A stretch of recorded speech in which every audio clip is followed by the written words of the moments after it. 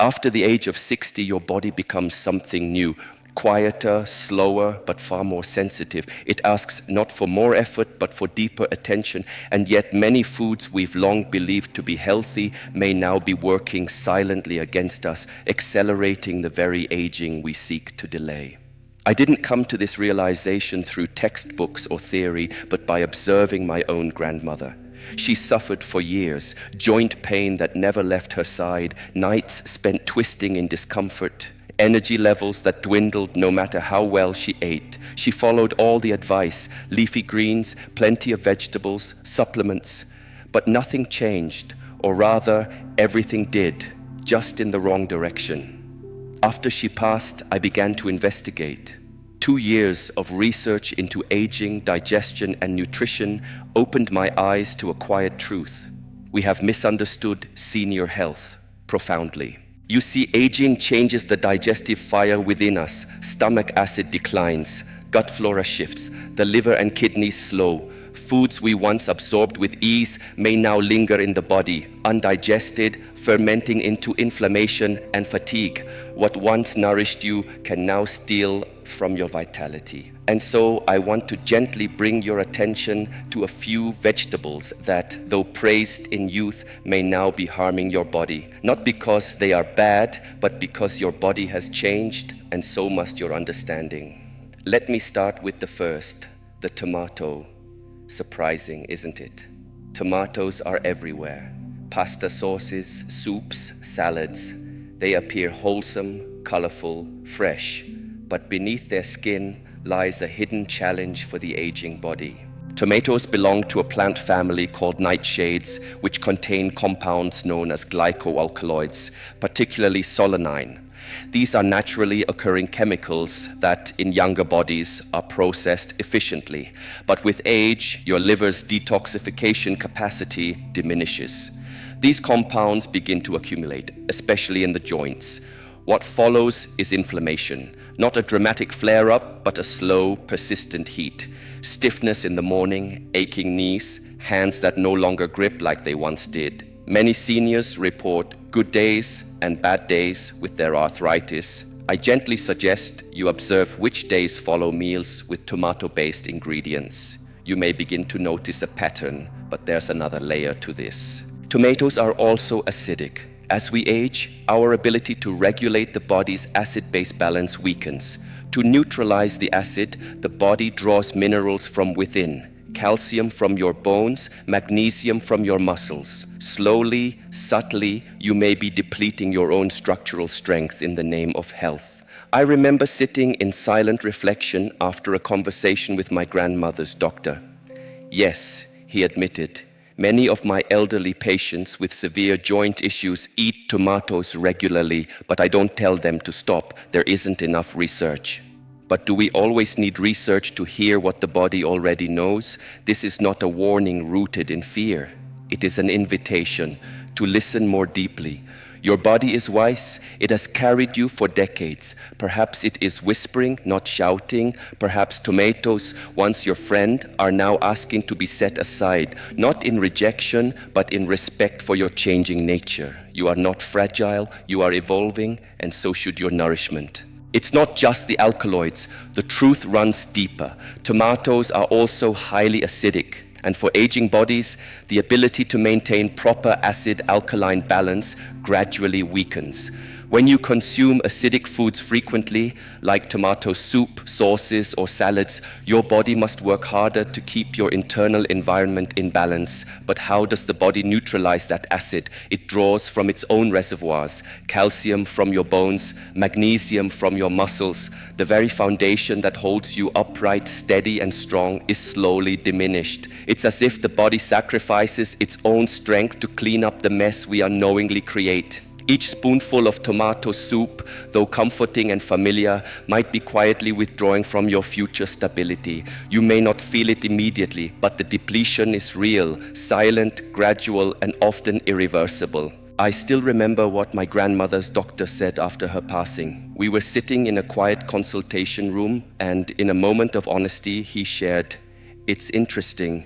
Many of my senior patients with severe arthritis eat a lot of tomatoes. But I don't tell them to stop. There's no definitive research. No definitive research. It struck me deeply. Do we always need double-blind studies to notice what's happening right in front of us? Sometimes clarity doesn't come from numbers. It comes from paying attention to patterns, to people, to pain, and the pattern is unmistakable.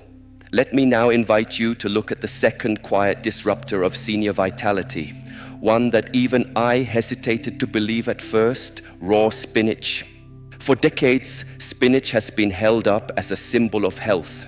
We've been told that it builds strength, provides energy, and enhances longevity. But there's a difference between what is good for the young and what is safe for the aging body. Raw spinach is extremely high in oxalates, natural compounds that, when broken down, can form tiny sharp crystals inside the body. For young, healthy kidneys, these are often processed and excreted without issue. But with age, the kidneys weaken. Their filtering capacity softens, and those crystals begin to build up.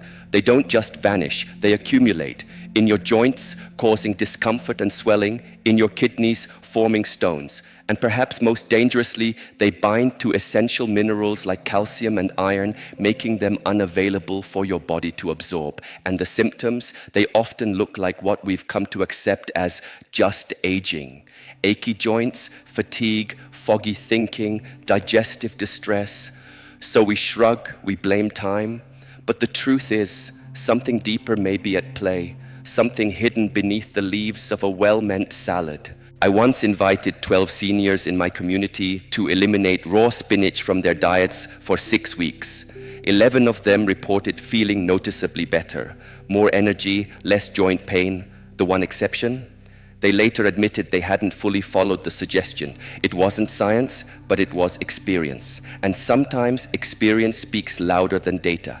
Now we arrive at the third vegetable that, despite its bright colors, may be accelerating the aging process: bell peppers. Especially red, yellow, and orange ones. They seem so innocent. They're praised for their antioxidants, recommended by nutritionists, and loved for their crunch and color.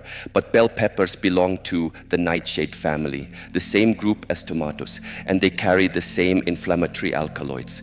What's beautiful to the eye may not always be gentle on the body, especially not the aging one. Let us begin to see not just with our eyes, but with awareness. Not everything that is bright is benevolent. There is something else about bell peppers that few people talk about, and yet it may be the most serious concern of all. Bell peppers are consistently listed among the most pesticide-contaminated vegetables on the market. Every year, the Environmental Working Group ranks them within their dirty dozen, produced most heavily exposed to chemical pesticides. For a healthy young adult, this might not be an immediate concern. Their liver, still agile and efficient, works tirelessly to neutralize and eliminate these toxins. But for those of us who are walking a little slower, thinking a little deeper, and entering the later chapters of life, the story changes. You see, as we age, our detoxification systems slow down. The liver, once a mighty filter, now works with less force. The same pesticide load that might glide through a 30-year-old's body becomes a toxic burden for someone in their 70s or beyond. And pesticides don't simply disappear. Many of them are lipophilic, which means they store themselves in fat, including the fatty tissues of the brain. Now think about this. These chemical residues don't just sit quietly. Over time, they may contribute to cognitive decline, hormonal imbalances, and a slow, creeping inflammation that weakens joints, nerves, and clarity of thought. But even if you choose organic bell peppers, thinking you've avoided the pesticides, another concern remains. Bell peppers are extremely high in lectins. Lectins are plant proteins that, in the aging digestive system, can cause real distress. While some younger individuals process lectins without difficulty, many seniors become increasingly sensitive to them as their intestinal lining thins and becomes more permeable. The result? Bloating, fatigue, joint discomfort, systemic inflammation. I saw it unfold with my own eyes, not in a medical journal, but in the quiet apartment of my neighbor, an 82-year-old woman who prided herself on her healthy habits. She ate bell peppers daily. They were in her salads, sautéed in her stir-fries, sliced into her snacks. And yet, she suffered. Digestive discomfort, swollen joints, constant stiffness in her knees and hands. I gently suggested she remove the peppers just for a short time. 3 weeks later, something shifted. Her bloating had subsided, her energy returned. Her steps, though still slow, were lighter. Her mind was clearer. It wasn't a miracle. It was simply removing the obstacle. What's most fascinating to me is this. None of this is new. Traditional cultures understood these truths intuitively. In Chinese medicine, foods are categorized not only by nutrient content, but by their energy: warming, cooling, damp, dry. Cold, raw vegetables like bell peppers and spinach are considered too cooling and dampening for the aging body. In Ayurveda, it is taught that as we grow older, our digestive fire wanes, and with it, the ability to break down complex or raw foods. Instead, elders are encouraged to eat cooked, warm, easily digestible meals that nourish the inner flame. Some may call this primitive, but in truth, it is sophisticated wisdom, rooted in the deep understanding of how the human body changes through the seasons of life. So, what should replace these inflammatory foods? Let me now offer you the first of 3 healing plants, one that is not just safe, but profoundly supportive of aging bodies: ginger root. Yes, technically it is a vegetable, and one of the most powerful anti-inflammatory allies nature provides. Ginger does not harm the aging body, it revives it. It gently stimulates digestion, supports the liver, and enhances circulation, something that naturally diminishes with age.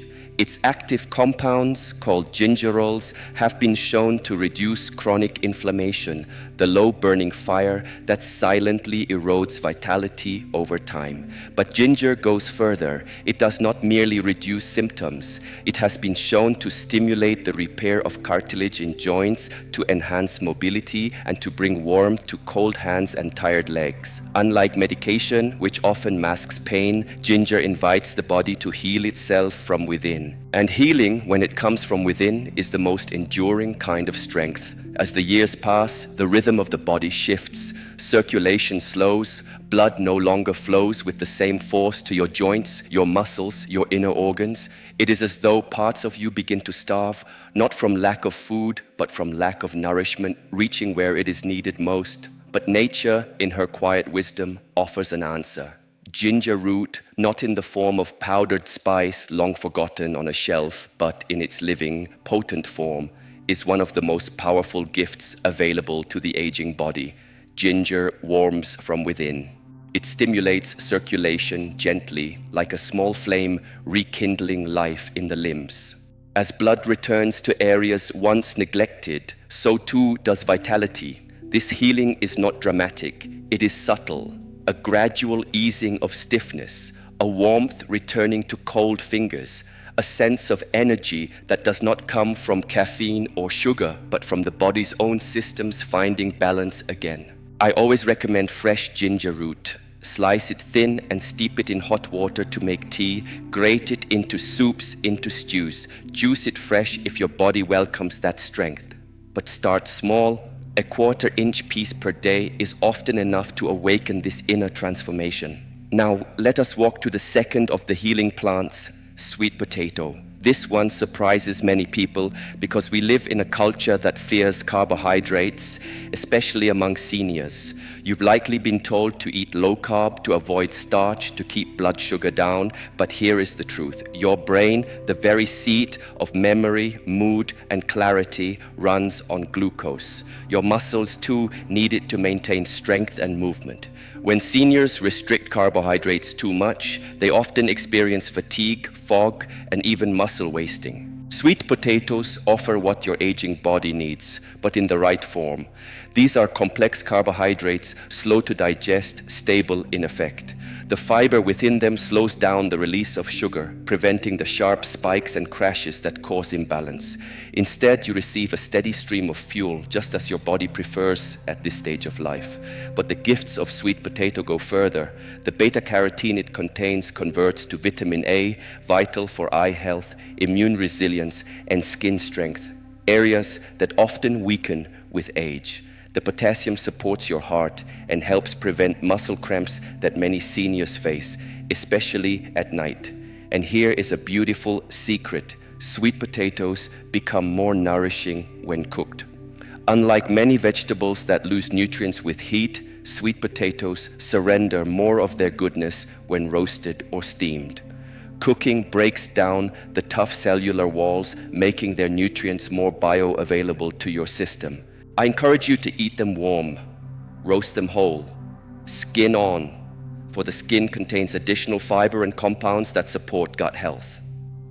Many seniors who eat a portion of sweet potato with their main meal find that their afternoon fatigue fades, their mood lifts, and their stamina gently rises. Finally, let me offer you the third healing companion, fermented cabbage.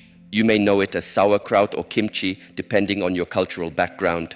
And yes, this one surprises people, especially those who struggle to digest raw cabbage. But fermentation transforms. Through the process of fermentation, the cabbage is pre-digested. Its tough fibers are softened, the nutrients are unlocked, and in their place emerge beneficial probiotics, friendly bacteria that replenish the very foundation of your digestion. As we age, gut bacteria naturally decline. This can lead to bloating, constipation, lowered immunity, and even mood swings. But when we replenish that inner ecosystem with fermented foods, everything begins to shift. Digestion improves, inflammation subsides, joint pain lessens. More than that, fermented cabbage provides vitamin K2, a rare and essential nutrient. K2 plays a quiet but crucial role.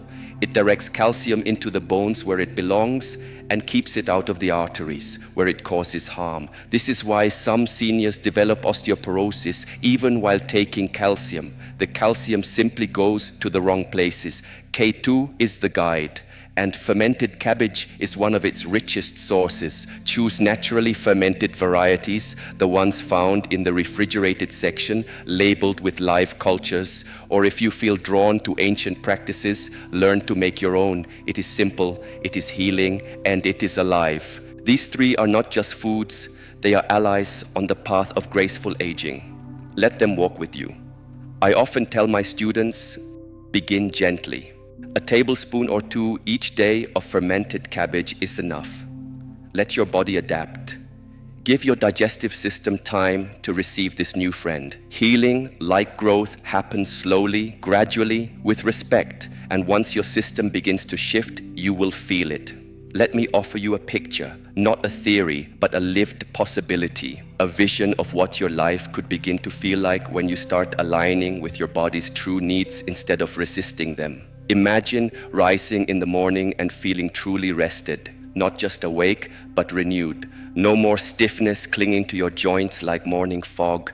No more heaviness in your limbs as you reach for your slippers. Just a quiet, calm readiness to begin the day. Picture yourself moving through the afternoon without that crash, the one that comes like clockwork, stealing your focus, your energy, and your joy. You remain steady, present, awake, and when evening comes, imagine you still have enough vitality to do what you love, gardening, reading, talking with those you hold dear, instead of collapsing into the same chair, half awake in front of the television. This is not a fantasy. This is what happens when you stop fighting your body's aging process and start walking alongside it.